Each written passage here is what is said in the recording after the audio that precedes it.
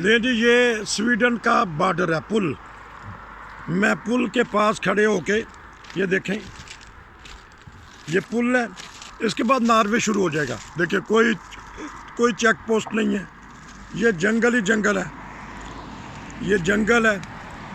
यहाँ से इथों शुरू हो जाएगा नॉर्वे। ए सारा देखो, ए देखो, ए दरिया, ए देखो दरिया, दरिया आगे जाके समंदर बन जाएगा।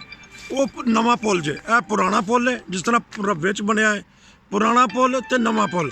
ए समझो पुराना पुल है तो नवा पुल पर। वो देखो जिथे ट्रक जा रहा है, वो मोटरवे बनी जे। ए तुहानू स्वीडन के चैक पोस्ट जिन्होंने बॉर्डर कहते हैं, उत्थों मैं तुहानू नज़ारे दिखा रहा खूबसूरत। तो यह हुण असी रात के 8:30 तो ज़्यादा टाइम है, सूरज जो देखो निकलिया। तो मैं तुहाडे कोलों इजाजत लवांगा। स्वीडन तो खुदा हाफिज, नॉर्वे जाके फिर फिल्म बनावांगे।